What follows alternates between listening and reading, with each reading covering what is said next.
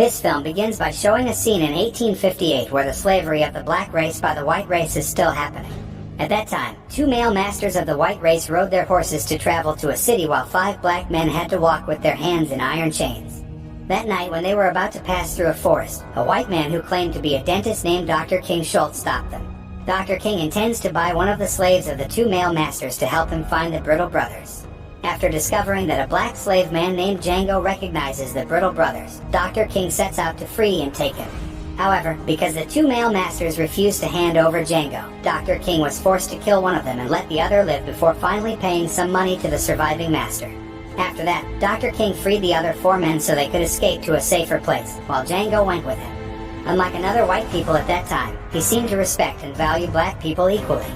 When Drs. King and Django arrived at a small town in the desert, the townspeople looked surprised because they had first seen a black man allowed to ride a horse, which was an unusual sight for them. Not only that, but when they stopped by a bar, the man who owned the bar also seemed surprised by the arrival of a black man in his bar. At that time, bars or nightclubs were usually reserved for white races, so the man who owned the bar immediately rushed to find the sheriff to report the incident. While the barman was busy looking for the sheriff, Dr. King poured himself a couple of beers in 2 glasses to enjoy with Django while talking about their business. In the middle of their conversation, an old man who served as a sheriff in the city came up to the 2 of them and intended to arrest them. But before the sheriff can take action, Dr. King shoots the sheriff and asks the barman to call the marshal, an official above the sheriff. When a marshal arrives, Dr. King asks Django to remain calm while negotiating with the marshal. Dr. King approached Marshall and showed him an official pamphlet stating that the sheriff was a Texas City criminal who had to be caught alive or dead. This is because the sheriff had committed a serious crime 3 years ago. When Dr. King and Django were resting in a cave, Django told him about his wife, Broomhilda von Schaft, who suddenly disappeared some time ago. He looks surprised that Django's wife has a German name because he is also German. Django explained that his wife was raised by German noble descent, so she has a German national name. As they continued their journey and arrived in Tennessee City, Dr. King officially freed Django and let him choose his own suit because they were going to a ranch owned by the Brittle brothers. When Django and Dr. King arrived at Big Daddy's estate, people looked surprised to see Django, who looked neat and had his own horse. At first, Big Daddy was about to refuse them, especially when he saw Django riding his horse as if he was an equal to white people.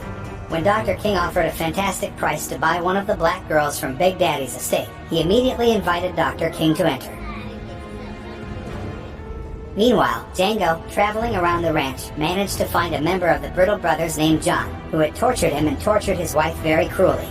When John Brittle is about to torture one of the female workers on the ranch, Django rushes over and kills him with a small gun that Django had hidden in his arm. After killing John, Django also tortured another member of the Brittle brothers named Phyllis so that he could feel the suffering that had been experienced by the slaves.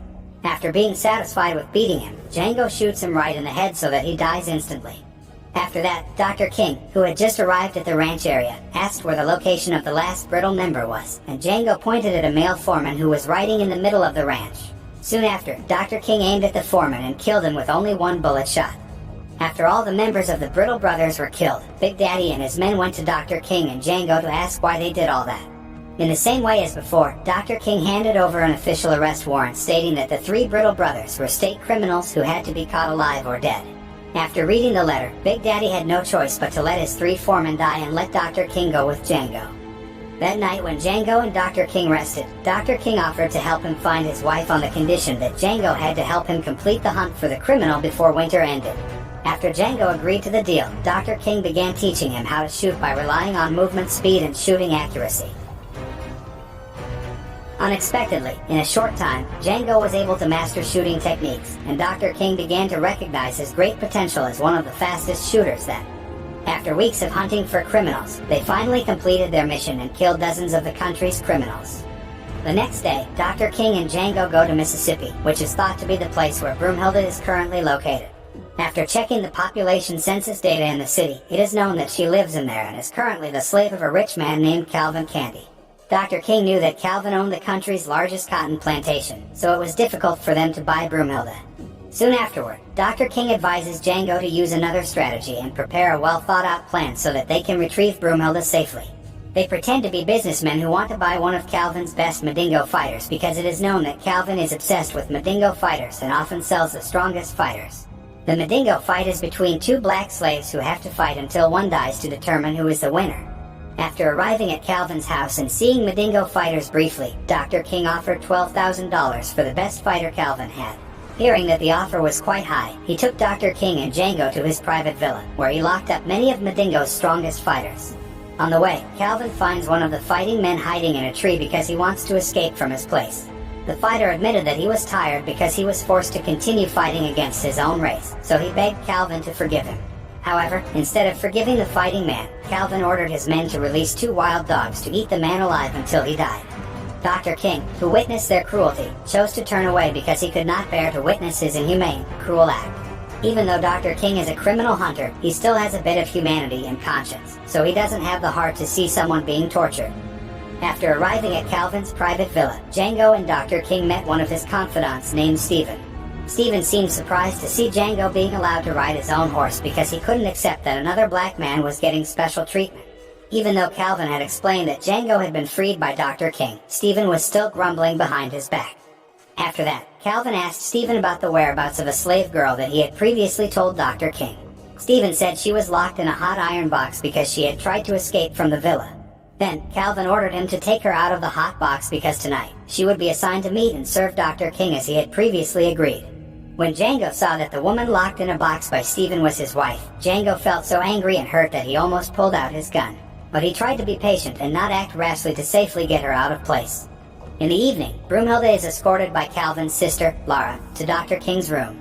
At first, Broomhilda looked scared because she was worried that Dr. King would do something bad to her, but he managed to calm her and greeted her in German.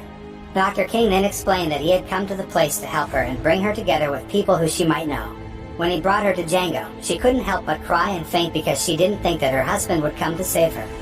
The following night at a dinner banquet, after Django and Dr. King had seen all of Calvin's fighters, they were interested in buying a strong fighter at a fairly high price. Hearing this, Calvin was very happy because he could sell his fighter at a much higher price than the average price in the market. Furthermore, Dr. King said he was also interested in buying one of his slave girls, Broomhilda, at a fairly high price.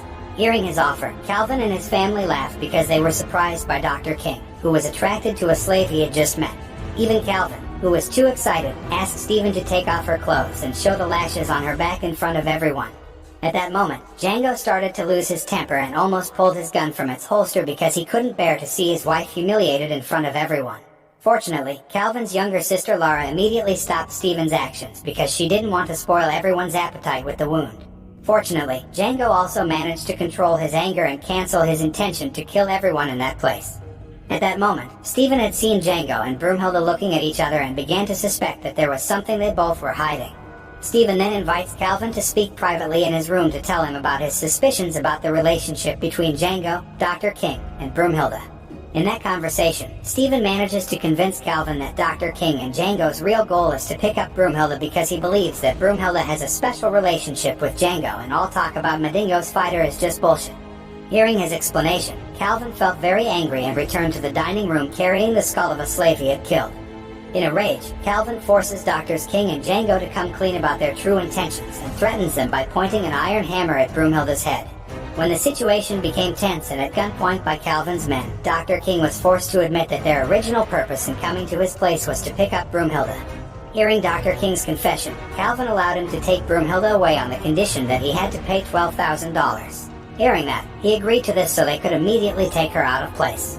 While Calvin is writing Broomhilda's release letter, Dr. King looks very depressed and constantly remembers the incident when Calvin allowed a fighter to be torn apart by two vicious dogs while he was still alive. Then when they were about to take Broomhilda out of place, Calvin suddenly called Dr. King and invited him to shake hands as a sign that they had agreed to the deal. However, because Dr. King is so fed up with Calvin, he refuses to shake Calvin's hands, and it immediately makes him furious. Calvin even threatened to order his men to kill Broomhilda if Dr. King didn't shake his hand in 10 seconds. At that moment, Dr. King, who had lost his patience, decided to shoot Calvin with a small gun he hid in his sleeve. Sadly, that action got both of them killed. After they died, Django had to deal with all of his remaining men while protecting Broomhilda from enemies.